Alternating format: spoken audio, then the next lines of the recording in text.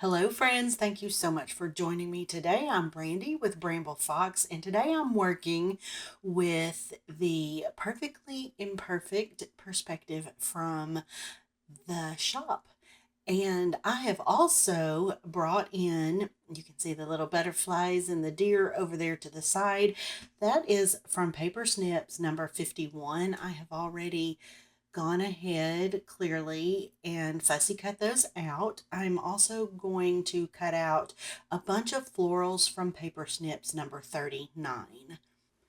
The scalloped background with the circle cut out of the middle there, that is from my stash. It's an old piece of paper from Pink Paisley. I actually have several of those still in my I think I had a whole package of them. I have a lot left.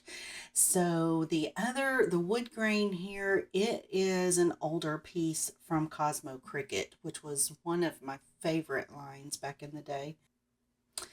So I thought that I was going to use these florals from Paige Evans, but as I get them out and I'm trying to get them arranged, I don't feel like the shape of them is working quite the way that I wanted it to. That it just feels, I don't know, it didn't work. So I really like the size, the scale of the ones that are in this Paper Snips number 39. So I'm going to go off camera here in a second. I'm going to cut the whole sheet out, but I'm not going to use the whole sheet. And I'm only going to use the Bramble Fox florals. I'm not going to add any of the other ones. So I go ahead and start trying to arrange these on the page. Now I get a little frustrated because I keep moving every time I try to add another piece. The stuff I've already got down moves around and I'm getting frustrated with it. So, but I keep plugging away and I know I want these deer and the butterfly. They're going to make it onto the page, but I can't figure out exactly how to do it. And I think this is the part where I kind of lose my patience with the whole thing. That just, the shape right here is not working for me. This isn't what I was going for. So I'm going to go off camera here in just a second. I'm kind of going to wipe it all out. I'm just going to knock it all off the page and I'm going to bring in a piece of vellum. Okay, here we go. So my intention with this was to just glue the things down to the page, to the vellum. And that way, if I had to pick it back up, I'm not ruining my background page. So I'm putting little dots of glue behind the floral pieces, and I'm going to get these arranged the way that I want them.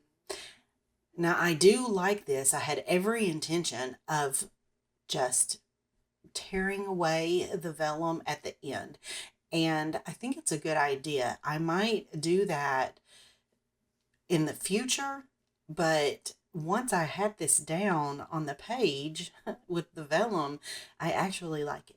So I decided to leave the vellum there, although you'll see here in a little bit, I'm going to tear away some of it, but not all of it.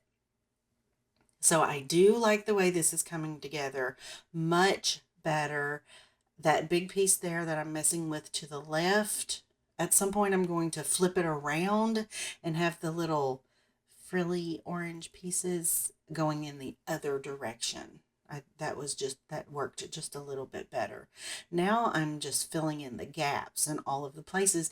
And I could have done this directly onto my background. However, what this is really helping me with the most right now is to make sure I can move the whole piece around as one piece and have it centered in my page, because I've already got my background page trimmed down and attached to the border around the outside, so I can't trim it down anymore. Maybe I could if the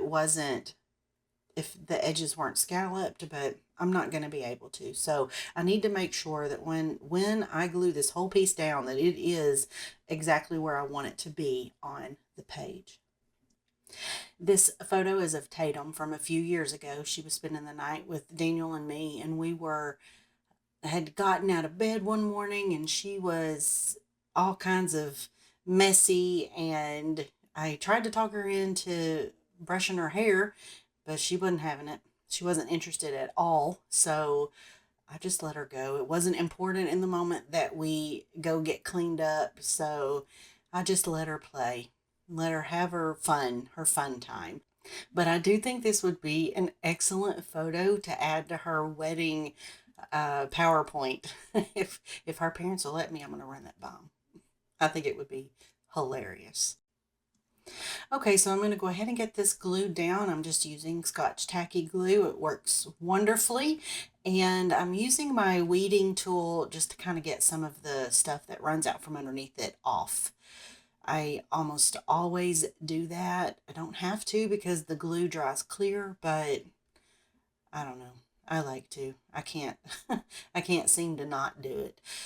Now, these are some photo corners that are also in the shop, and I am just using them like little arrows here, which I guess it's not uncommon at all. And they're navy blue. It's kind of hard to tell from here, but they're navy blue. And there are a couple little leaves in there that have navy in them. So I thought it would be nice. I also have some pink ones, but it's not the same pink as the title. And I needed something a little heavier over there to anchor that piece down, to anchor that title down and extend some darker colors to the right side of the page. And to finish the page off, I'm just pulling out some little colored gems from my stash. And to be honest, I think I just picked these up at the Dollar Tree. They're perfect little scattering pieces, and I think the colors work nicely. So I really liked it. I thought it would be cute. And I think I was right. So that's it. The page is done. Thank you guys so much for sticking around. Don't forget to like and subscribe. I hope you have a lovely crafty day. Bye bye.